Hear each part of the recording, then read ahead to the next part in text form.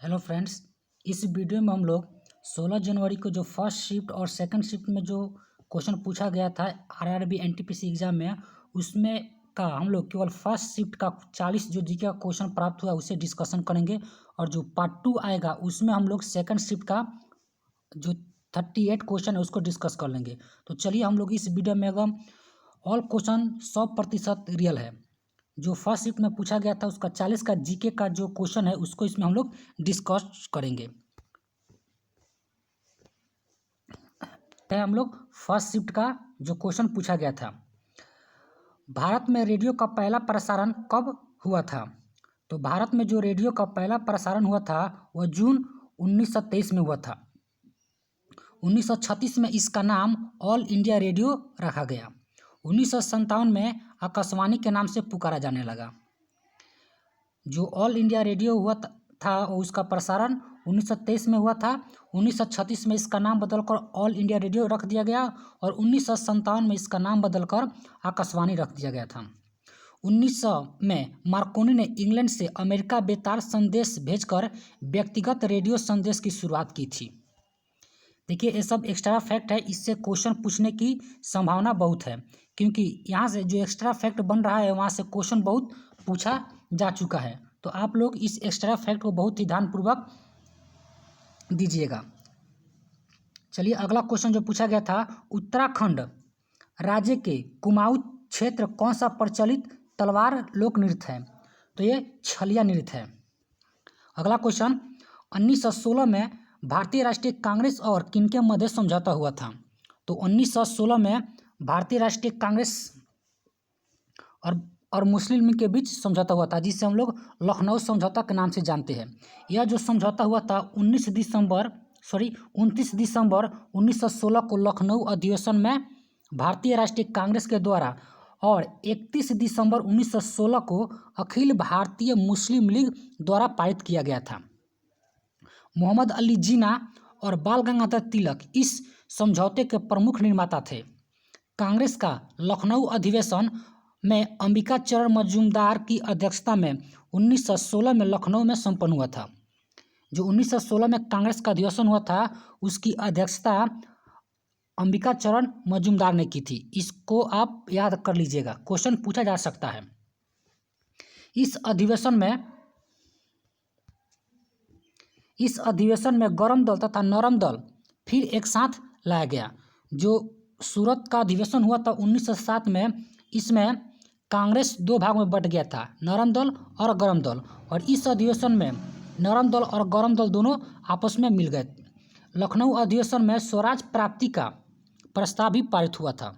Question पूछ सकता है कि स्वराज प्राप्ति का प्रस्ताव किस अधिवेशन में पारित हुआ? तो लखनऊ अधिवेशन में। कांग्रेस ने मुस्लिम लीग द्वारा की जा रही सांप्रदायिक प्रतिनिधित्व की मांग को भी स्वीकार कर लिया। इस अधिवेशन में मुस्लिम लीग जो मांग कर रही थी सांप्रदायिक प्रतिनिधित्व का, उसको भी स्वीकार कर लिया गया था कांग्रेस के द्वारा। अगला क्वेश्चन, दक्षिण अफ्रीका से आने के बाद गांधी जी ने किस यूनिवर्सिटी के ओपनिंग सेरेमनी में स्पीच दिया था? तो जब महात्मा गांधी ने दक्षिण अफ्रीका से वापस लौटे थे तो उन्होंने बनारस हिंदू यूनिवर्सिटी में पहला स्पीच दिया था। 4 फरवरी 1916 को महात्मा गांधी को बनारस हिंदू विश्वविद्यालय के उद्घाटन समारोह में भाषण के लिए आमंत्रित किया गया था। आइए अब जानते हैं जो बनारस यूनिवर्सिटी है इसके बारे में। इसके जो फाउंडर थे यानी संस्थापक थे मदन मोहन मालवीय, एनी बेसेंट, रामेश्वर सिंह और सुंदरलाल। अगला क्वेश्चन है, महात्मा गांधी 1915 में कहाँ से अस्थायी रूप से भारत लौटे थे? तो महात्मा गांधी अस्थायी रूप से दक्षिण अफ्रीका से भारत लौटे थे। उन्होंने 9 जनवरी 1915 में महात्मा गांधी दक्षिण अफ्रीका से भारत लौटे थे। प्रवासी भारतीय दिवस भारत सरकार द्वारा प्रतिवर्ष 9 जनवरी को मनाया जाता है, क्योंकि इसी दिन महात्मा गांधी ने दक्षिण अफ्रीका से वापस इंडिया आए थे। गांधी जी ने 1 साल के अनुबंध के तहत कानून का अभ्यास करने के लिए 1893 की शुरुआत में दक्षिण अफ्रीका गए थे। अगला क्वेश्चन है, मृत कोशिका का निष्कासन या अपशिष्ट पदार्थों का निष्कासन कौन सा कोशिकांग करता है? तो इसका आंसर होगा लाइसोसोम। लाइसोसोम का मुख्य कार्य पाचन करना है। इसे कोशिका की आत्म थैली भी कहते हैं। अगला क्वेश्चन है, केवलादेव राष्ट्रीय उद्यान किस राज्य में है? तो जो केवलादेव राष्ट्रीय उद्यान है यह राजस्थान में भरतपुर जिले में स्थित है। यह विख्यात पक्षी अभयारण्य है। यहाँ साइबेरिया से आए सारस यहाँ सर्दियों के मौसम में आते हैं। अगला क्वेश्चन है, यूएन जिसे हम लोग संयुक्त राष्ट्र के नाम से जानते हैं की स्थापना कब की गई थी? तो 24 अक्टूबर 1945 को San Francisco California United State में जो है वहाँ पर इसकी स्थापना की गई थी। इसके जानते हैं, इसके जो महासचिव है एंटोनियो गुटेरस है और डिप्टी सेक्रेटरी जनरल है वो अमीना जे मोहम्मद है। जनरल असेंबली प्रेसिडेंट वोल्कान बोजाकिर, इसका जो हेडक्वार्टर है वह न्यूयॉर्क सिटी में है। इसके मेंबर 193 देश है। चलिए अगला क्वेश्चन देखते हैं, जय जवान जय किसान का नारा किसने दिया था? तो यह नारा सबसे पहले 1965 में भारत पाक युद्ध के दौरान भारत के तत्कालीन प्रधानमंत्री लाल बहादुर शास्त्री ने दिया था। पूर्व प्रधानमंत्री अटल बिहारी वाजपेयी ने 1998 में पोखरण परमाणु परीक्षण के बाद यह जय जवान जय किसान जय विज्ञान का नारा दिया था। देखिए बहुत ही इम्पोर्टेंट यहाँ से फैक्ट बन रहा है। हर शिफ्ट में आने वाले जो भी एग्जाम है वहाँ से क्वेश्चन जरूर पूछा जाएगा। जो इसका एक्स्ट्रा फैक्ट है आप लोग इसको याद कर लीजिएगा, क्योंकि आप लोग का यहाँ से क्वेश्चन बनेगा, जिसे देखने को मिल ही रहा है कि हर एक शिफ्ट में क्वेश्चन बन रहा है। अगला क्वेश्चन है, भारत की पहली रंगीन मूवी कौन थी? तो भारत की पहली रंगीन फिल्म किसान कन्या थी, जो 1937 में रिलीज हुई थी। किसान कन्या भारत का पहली स्वदेशी निर्मित रंगीन फिल्म थी। इसके जो निर्देशक थे मोती बी गिडवानी एवं निर्माता आरदेशिर ईरानी। भारत की प्रथम मुख्य फिल्म की बात किया जाए तो थी राजा हरिश्चंद्र। 1913 में दादा साहब फाल्के द्वारा यह निर्देशित और निर्मित की गई थी। First Indian sound film Alam Ara था। ये जो दादा इसके जो डायरेक्टर थे आरदेशिर ईरानी थे। यह 1931 में इसका डायरेक्टर किया गया था। अगला जो फैक्ट है वो देखिए, विश्व में प्रथम बोलती फिल्म द जैक सिंगर जो 1927 में रिलीज हुई थी। भारत की प्रथम टेक्निकलर फिल्म यह झांसी की रानी थी। और भारत का प्रथम 3D फिल्म माय डियर कुटी चट्टान। भारतीय सिनेमा का प्रथम अभिनेत्री देविका रानी रोडिक थी। ये भी याद कर लीजिएगा कि भारतीय सिनेमा की प्रथम अभिनेत्री कौन थी। अगला क्वेश्चन है, किंग जॉर्ज पंचम द्वारा भारत की राजधानी दिल्ली के रूप में घोषणा कब की गई थी? तो दिल्ली को भारत की राजधानी बनाने की घोषणा जॉर्ज पंचम द्वारा 11 दिसंबर 1911 को दिल्ली दरबार में की गई थी। लेकिन 13 फरवरी 1931 को तत्कालीन वायसराय भारत के गवर्नर जनरल लॉर्ड इरविन ने नई दिल्ली को भारत की आधिकारिक राजधानी के तौर पर उद्घाटन किया था। अगला क्वेश्चन था, उन्नत भारत अभियान किस से संबंधित है? तो यह ग्रामीण उत्थान के लिए राष्ट्रीय मिशन है। इसका उद्देश्य 5 गांवों के एक ग्रुप के साथ उच्च शिक्षा संस्थानों को कनेक्ट करना है, ताकि यह संस्थान अपने ज्ञान के आधार पर इन ग्रामीण समुदायों की आर्थिक और सामाजिक विकास में योगदान दे सके। इसकी शुरुआत 2014 में शिक्षा मंत्रालय के द्वारा की गई थी। उन्नत भारत अभियान 11 नवंबर 2014 को भारतीय प्रौद्योगिकी संस्थान दिल्ली द्वारा समन्वित किया गया है। उन्नत भारत अभियान 2.0 वर्ष 2018 में शुरू किया गया था। जो पहला था वह 2014 में शुरू किया गया था और ये दूसरा है जो 2018 में शुरू किया गया है। अगला क्वेश्चन पूछा गया था, अंतर्राष्ट्रीय न्यायालय का मुख्यालय कहाँ पर स्थित है? तो इसका मुख्यालय हेग में स्थित है, जो नीदरलैंड में है। इसकी स्थापना 1945 में हुई थी। उद्घाटन अधिवेशन 18 अप्रैल 1946 ईस्वी को हुआ था। इसके जो अध्यक्ष है अब्दुल लकवी यूसुफ, वाइस प्रेसिडेंट है जू हनकिन और इसके सदस्य देश है 193। इसकी आधिकारिक जो भाषाएं है अंग्रेजी और फ्रांसीसी है। अंतर्राष्ट्रीय न्यायालय में सामान्य सभा द्वारा 15 न्यायाधीश चुने जाते हैं। यह न्यायाधीश 9 साल के लिए चुने जाते हैं। अगला क्वेश्चन था, किसे इलेक्ट्रॉन की खोज हेतु नोबेल प्राइज दिया गया था? तो यह थे सर जोसेफ जॉन थॉमसन, जिसे हम लोग जे थॉमसन के नाम से जानते हैं। इन्होंने 1897 ईस्वी में इलेक्ट्रॉन की खोज की थी, जिसके लिए इन्हें फिजिक्स में 1906 ईस्वी का नोबेल पुरस्कार दिया गया था। अगला क्वेश्चन था, किसने कहा था कि बिजली और कपड़े में चिंगारी समान घटना है? तो 1752 ईस्वी में अमेरिकी वैज्ञानिक बेंजामिन फ्रैंकलिन ने दिखाया कि बिजली और आपके कपड़े से निकली चिंगारी एक ही घटना है। अगला क्वेश्चन था, किसे गेटवे या प्रवेश द्वार को विश्व का सबसे ऊंचा द्वार माना जाता है, जिसे अकबर द्वारा गुजरात पर विजय प्राप्त करने की स्मृति में बनाया गया था? तो इसे बुलंद दरवाजा, ये विश्व का सबसे ऊंचा द्वार माना जाता है, जिसे अकबर ने गुजरात विजय की स्मृति में बनाया था। यह फतेहपुर सीकरी में स्थित है। अकबर द्वारा गुजरात पर विजय प्राप्त करने की स्मृति में इसे 1572 या 73 में बनवाया गया था। अगला क्वेश्चन था, 2011 की जनगणना के अनुसार किस राज्य का जनघनत्व सबसे कम है? तो जो 2011 की जनगणना हुई थी उसके अनुसार सबसे जनघनत्व कम 17 व्यक्ति प्रति वर्ग किलोमीटर जो है यह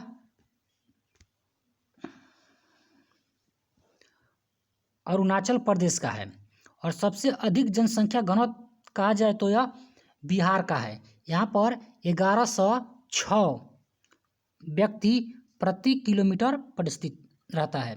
और सबसे अधिक, अगर हम जो क्वेश्चन ध्यान दीजिएगा, क्वेश्चन किस तरह पूछ सकता है। अगर क्वेश्चन पूछेगा 2011 की जनगणना के अनुसार किसकी जनसंख्या घनत्व सबसे अधिक है, तो वह होगा दिल्ली का। लेकिन अगर राज्य पूछे तो क्या होगा, वह होगा बिहार होगा। अगला क्वेश्चन, कौन सा देश भारत के साथ स्थलीय सीमा साझा नहीं करता है? तो देखिए इसमें ऑप्शन में तो जो था चाइना भारत के साथ स्थलीय सीमा साझा करता है, भूटान करता है, पाकिस्तान करता है, लेकिन श्रीलंका नहीं करता है। श्रीलंका या स्थलीय जलीय सीमा साझा करता है श्रीलंका। ऑप्शन में जो भी देश दिया होगा तो देख लेना कि कौन सा देश होगा, यानी यहाँ पर जो दिया ऑप्शन के अनुसार श्रीलंका होगा। भारत जो है जलीय सीमा 2 देशों को साझा करता है, एक श्रीलंका के साथ और दूसरा मालदीव के साथ। जबकि स्थलीय सीमा है वह चाइना, भूटान, नेपाल, पाकिस्तान, अफगानिस्तान, बांग्लादेश और म्यांमार के साथ साझा करता है। और भारत की सीमा सबसे अधिक किस देश के साथ साझा करता है, तो वह स्थलीय सीमा है बांग्लादेश के साथ। बांग्लादेश के साथ 4096 किलोमीटर की सीमा साझा करता है। और पूछा जाए कि सबसे अधिक तटीय जो सीमा है भारत की किस राज्य की है, तो वह है गुजरात की। अगला क्वेश्चन, महाराष्ट्र या गुजरात राज्य का गठन कब हुआ था? तो ये 1960 में हुआ था। देखिए यहाँ से क्वेश्चन इससे पहले के भी सीट में पूछा था कि झारखंड कब अलग हुआ था, उत्तराखंड कब अलग हुआ था। तो देखिए जितने भी जो एक तरह से कहा जाए कि रिसेंटली होगा, जो भी राज्य अलग अलग हुए हैं उनको देखिए एक बार रिवाइज कर लीजिएगा। छत्तीसगढ़, झारखंड और उत्तराखंड ये 2000 में ईस्वी में अलग हुए थे। छत्तीसगढ़ जो हुआ था मध्य प्रदेश से अलग हुआ था, झारखंड बिहार से अलग हुआ था और उत्तराखंड उत्तर प्रदेश से अलग हुआ था। अरुणाचल प्रदेश, गोवा, मिजोरम यह 1987 ईस्वी में इनका गठन हुआ था। त्रिपुरा, मणिपुर, मेघालय इनका गठन 1972 ईस्वी में हुआ था। अगर दादर और नगर हवेली की बात करें तो इन्हों दमन और दीव में मर्ज करके 26 जनवरी 2020 से इन्हें एक केंद्र शासित प्रदेश बना दिया गया है। अगला क्वेश्चन था, पर्सनल कंप्यूटर में काम करने के लिए निम्नलिखित में से कौन सा एक अनिवार्य हिस्सा नहीं है? तो देखिए जो ऑप्शन था रैम, रोम, यूएसबी, सीपीयू, तो इसका सही आंसर होगा यूएसबी। अगला क्वेश्चन, भारत में हरित क्रांति के जनक कौन है?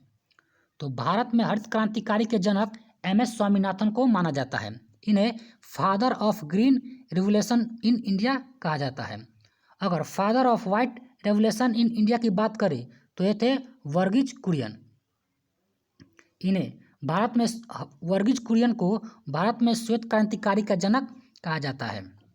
इसकी शुरुआत, जो हरित क्रांतिकारी की शुरुआत हुई थी 1966-67 में हुई थी। नोबेल पुरस्कार विजेता प्रोफेसर नॉर्मन बोरलॉग को हरित क्रांति का पिता माना जाता है। इन्हें विश्व में माना जाता है, जबकि भारत में हरित क्रांतिकारी का पिता जो माना जाता है वह है वर्गीज कुरियन को।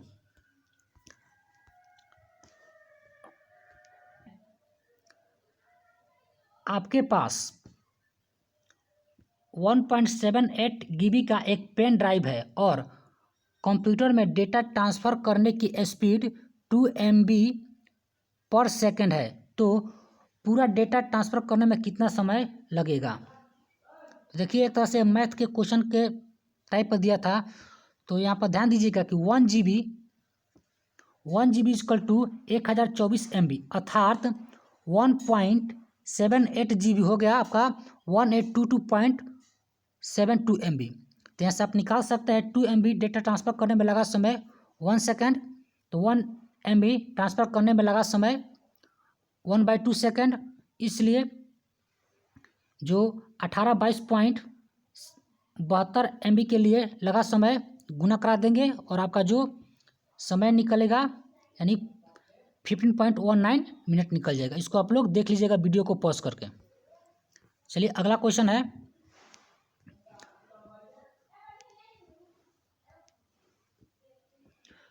किसने जेवेलियन जो होता है जेवेलियन थ्रो में स्वर्ण पदक किसने जीता था? इसे हम लोग गोला फेंक में रजत पदक किसने जीता था? इसमें से कोई ये क्वेश्चन पूछा गया था गोला फेंक या भाला फेंक में, जो कंफर्म नहीं है। अगर आप लोग कंफर्म है कि कौन सा क्वेश्चन पूछा गया था तो प्लीज़ कमेंट बॉक्स में ज़रूर बताइएगा। तो चलिए अगर हम लोग देखते हैं, अगर बात किया जाए जेवेलियन थ्रो, तो ये देवेंद्र झझरिया, इन्होंने स्वर्ण पदक जीता था। अगर हम लोग कुछ और व्यक्ति की जो बात करते हैं, मरियापन थंगावेलु, इसने मेंस में हाई जंप में गोल्ड मेडल जीता था। दीपा मालिक वुमेन शॉट पुट, इन्होंने गोला फेंक में सिल्वर मेडल जीता था। ये कब की बात हो रही है? 2016 के समर ओलंपिक की बात हो रही है। वरुण सिंह भाटी, ये मेंस हाई जंप में ब्रॉन्ज मेडल जीते थे।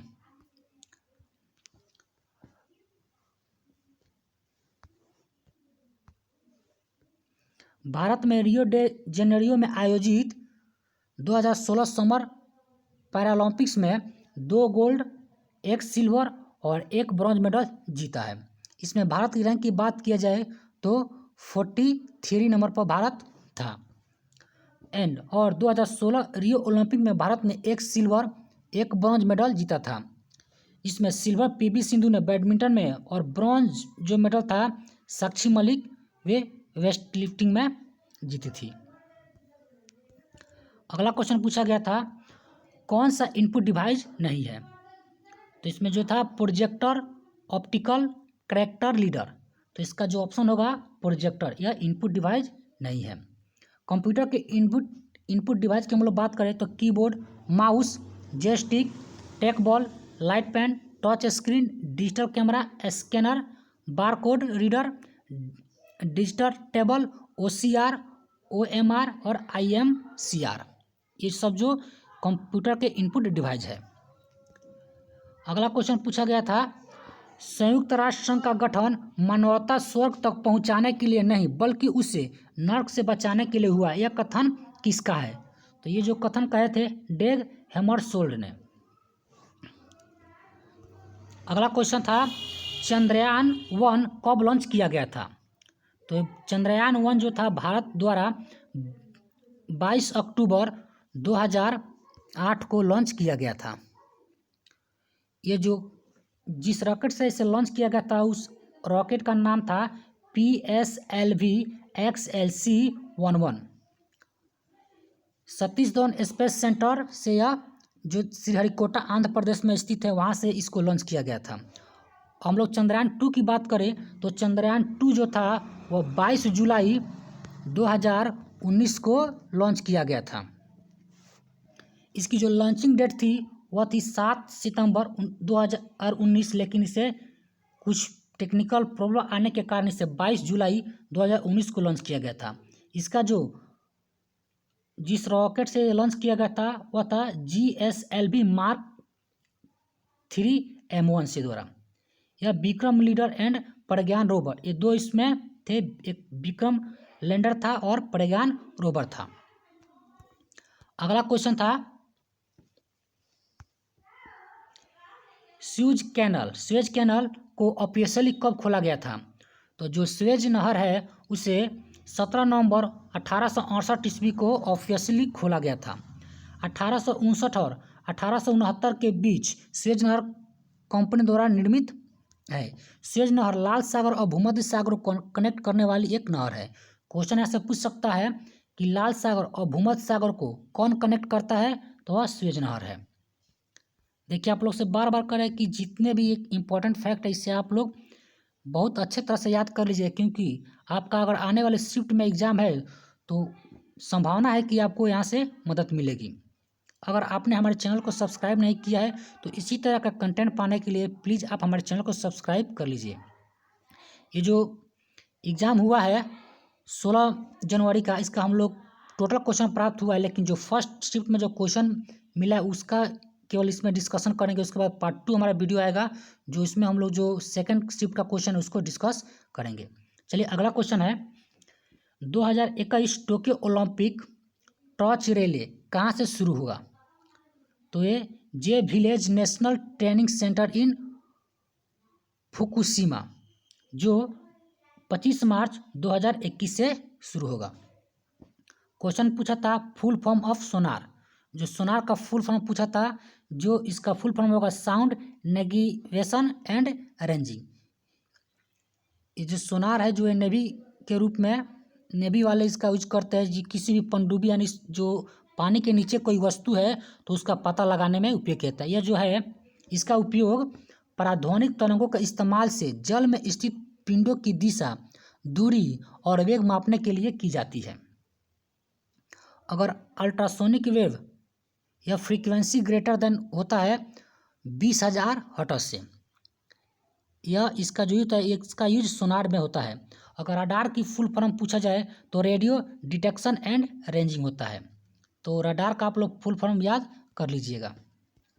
अगला क्वेश्चन पूछा गया था, देखिए हम the goods which are not for consume but to profit are known as, जो इसमें ऑप्शन दिया था वह consumer goods, consumable goods, capital goods. तो जो इसका चौथा ऑप्शन मुझे मालूम नहीं है, बच्चों ने शेयर नहीं किया है, तो जो इसका सही आंसर होगा कैपिटल गुड्स होगा। आइए देखते हैं कुछ एक्स्ट्रा फैक्ट। शेयर, बॉन्ड, अचल संपत्ति आदि के विक्रय से प्राप्त लाभ को पूंजीगत लाभ कहते हैं। अगला क्वेश्चन था भारत का सबसे बड़ा मिट्टी का बांध किस बांध का नाम केरल के राजा महाबली के बेटे के नाम पर रखा गया है? तो इसका वानासुर सागर बांध का नाम महाबली के पुत्र वानासुर के नाम पर रखा गया है, जो कि स्थानीय हिंदू पौराणिक मान्यता के अनुसार केरल का एक बहुत सम्मानित राजा था। यह भारत का सबसे बड़ा मिट्टी का बांध और एशिया का दूसरा सबसे बड़ा बांध है। ये कुछ बच्चों की मांग है कि हमें इंग्लिश में भी कंटेंट प्राप्त होता है, इसीलिए इसमें कहीं कहीं पर जो जहाँ तक संभव है हमने उसको इंग्लिश में ट्रांसलेट करके इसमें दिया है, और जो उनको हिंदी समझ में नहीं आती है वो प्लीज़ वीडियो को पॉज करके इसे इंग्लिश में देख सकते हैं। अगला क्वेश्चन था बोकारो स्टील प्लांट का निर्माण किसके सहयोग से हुआ था? देखिए यहाँ से बहुत ही वीवीआई क्वेश्चन है। जितने भी जो 1991 में जो प्राइवेटेशन लिबरेटेशन का जो चलन था, उस समय वित्त मंत्री थे मनमोहन सिंह और प्रधानमंत्री थे पीवी नरसिम्हा राव।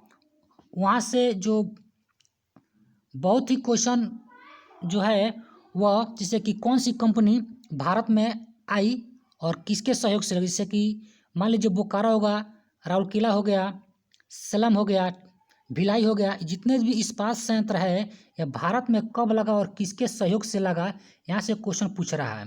तो देखिए कुछ यहाँ से जो इम्पोर्टेंट फैक्ट बना है उसको हम इस वीडियो में डिस्कस करेंगे, तो आप लोग बहुत फोकस कीजिएगा इन सब पर। तो यह क्वेश्चन था, बोकारो स्टील प्लांट का निर्माण किसके सहयोग से हुआ है? तो जो बोकारो स्टील प्लांट सोवियत संघ के सहयोग से तीसरी पंचवर्षीय योजना के अंतर्गत स्थापित हुआ। क्वेश्चन पूछ सकता है कि बोकारो स्टील प्लांट किस पंचवर्षीय योजना के तहत विकसित हुआ? तो यह तीसरी पंचवर्षीय योजना के तहत। बोकारो इस्पात कारखाना कहाँ पर है? झारखंड में है। भिलाई इस्पात कारखाना की बात करें तो यह छत्तीसगढ़ में है। यह भारत का पहला इस्पात उत्पादक संयंत्र तथा मुख्यतः रेलों का उत्पादन करता है। यह जो यूएसएसआर जो पहले सोवियत संघ था जिसका विघटन 1991 में हो गया था, उसके सहयोग से 1959 ईस्वी में यह स्थापित हुआ था। Rourkela steel plant the first integrated steel plant in the public sector India, यह जर्मनी के सहयोग से द्वितीय पंचवर्षीय योजना में स्थापित किया गया था। कब? तो 1955 में। दुर्गापुर की बात करें तो यह पश्चिम बंगाल में स्थित है। राउरकेला इस्पात की बात करते हैं उड़ीसा में स्थित है। इसको इस्पात कारखाना यह पश्चिम बंगाल में स्थित है। और चौथी पंचवर्षीय योजना में सलेम जो तमिलनाडु में है, विजयनगर कर्नाटक में है और विशाखापट्टनम इस्पात संयंत्र को लागू किया गया था। लेकिन अगर जैसे कि भारत में एक कुछ लिमिट विदेशी कंपनियों को भारत में आने दिया गया, लेकिन अगर बात किया जाए कि भारत में कब पूरी तरह से ओपन खोल दिया गया कि कोई भी विदेशी कंपनी आकर भारत में अपना फैक्ट्री खोल सकती है, तो जो 1991 में ये सब पूरा उसको छूट थोड़ा दिया गया। अगला क्वेश्चन, भारत की सबसे लंबी दूरी तथा तय करने वाली ट्रेन कौन सी है? तो देखिए भारत में जो सबसे लंबी दूरी तय करते हुए ट्रेन है विवेक एक्सप्रेस। विवेक एक्सप्रेस भारतीय रेलवे नेटवर्क पर एक्सप्रेस ट्रेनों की एक श्रृंखला है। इन ट्रेन की घोषणा 2011-12 के रेल बजट में की गई थी। 2013 में होने वाली स्वामी विवेकानंद की 150वीं जयंती मनाने के लिए इन ट्रेनों को शुरू किया गया था। देखिए ट्रेन जो है यह डिब्रूगढ़ कन्याकुमारी विवेक एक्सप्रेस, ओखा तिनसुकिया विवेक express, Bandra terminus Jammu Tawi Vivek express और संतरागाछी मंगलोर सेंट्रल विवेक एक्सप्रेस, ये जो ट्रेन चलाई गई थी। अगला क्वेश्चन, 1977 से 1979 तक भारत के उप प्रधानमंत्री कौन रहे? तो देखिए अब क्वेश्चन थोड़ा मॉडरेट टाइप का आ रहा है कि कार्यकाल पूछ रहा है कि किनका कार्यकाल जो प्रधानमंत्री थे कब से कब तक था। तो देखिए इसमें हम कुछ जो प्रधानमंत्री थे उनका कार्यकाल को इसमें हम लोग डिस्कस किए हैं, तो ध्यान दीजिएगा। देखिए 1977 से 1979 तक भारत के उप प्रधानमंत्री इनमें से कोई नहीं ऑप्शन होगा, क्योंकि जो है 6 दिसंबर 1969 से लेकर 24 जनवरी 1979 तक कोई भी उप प्रधानमंत्री नहीं था। अगर भारत में प्रथम उप प्रधानमंत्री की बात की जाए तो ये थे वल्लभ भाई पटेल 1947 से 1950 तक। उसके बाद यह खाली रह गया और सेकंड जो उप प्रधानमंत्री बने वो मोरारजी देसाई 1967 से 1969 तक बने थे। तीसरा चौधरी चरण सिंह जगजीवन राम, ये 24 जनवरी 1979 से 28 जुलाई 1979 तक ही बने थे। और सातवां और अंतिम जो उप प्रधानमंत्री थे LK आडवाणी, लाल कृष्ण आडवाणी, जो 5 फरवरी 2002 से 22 मई 2004 तक अपने पद पर बने। उसके बाद भारत में जो उप प्रधानमंत्री का पद था उसे हटा दिया गया। तो आप लोग याद रखिएगा भारत के प्रथम उप प्रधानमंत्री सरदार वल्लभ भाई पटेल और अंतिम उप प्रधानमंत्री लाल कृष्ण आडवाणी थे। जी ऑप्शन दिया था उसमें ऑप्शन के अनुसार इनमें से कोई नहीं ऑप्शन होगा। अगला क्वेश्चन था नासा में 1958 में कार्य करने वाले किस जीवित वैज्ञानिक के नाम पर एक उपग्रह का नाम रखा गया है? यह करंट अफेयर्स का क्वेश्चन था। तो इनका नाम था Elon Musk, Johannes Kepler, Carl Sagan. इनके नाम पर ये जो था इनका नाम रखा गया था, ये ऑप्शन में दिया गया था। अगला क्वेश्चन है स्प्रेडशीट किस में प्रयोग होता है? तो स्प्रेडशीट होता है वह MS एक्सेल में इसका प्रयोग होता है। अगला क्वेश्चन था विद्युत ऋणात्मकता है, इससे रिलेटेड क्वेश्चन था। तो ये मिक्सचर, नॉन मेटल, मेटोलाइड और कंपाउंड था। तो इसका ऑप्शन बी हो जाएगा, नॉन मेटल हो जाएगा। अगला क्वेश्चन था ई-वे बिल किससे संबंधित है? तो ई-वे बिल या GST के तहत एक बिल प्रणाली है जो वस्तुओं के हस्तांतरण की स्थिति में जारी की जाती है। 50,000 रुपये से अधिक के सामान को सड़क, रेल, एयर, जलमार्ग से या राज्य से दूसरे राज्य में ले जाने पर लागू किया जाता है। जो अगला क्वेश्चन था 80% of Germany steel is product found in, यानी जिसका मतलब जर्मनी में लौह और इस्पात उद्योग का सबसे महत्वपूर्ण केंद्र रनीस वेस्टफेलिया है। उत्पादित इस्पात का 80% से अधिक योगदान देता है।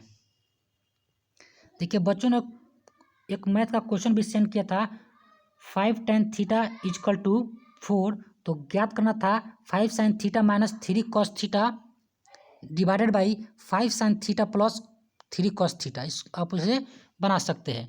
जो इस फर्स्ट शिफ्ट का जो लास्ट क्वेश्चन है, देखिए फर्स्ट शिफ्ट का हमें 40 का 40 क्वेश्चन प्राप्त हुआ है। तो ये फर्स्ट शिफ्ट का लास्ट क्वेश्चन है, किस बंद हॉल में ध्वनि की परिवर्तित होकर बार बार टकराने को क्या कहा जाता है?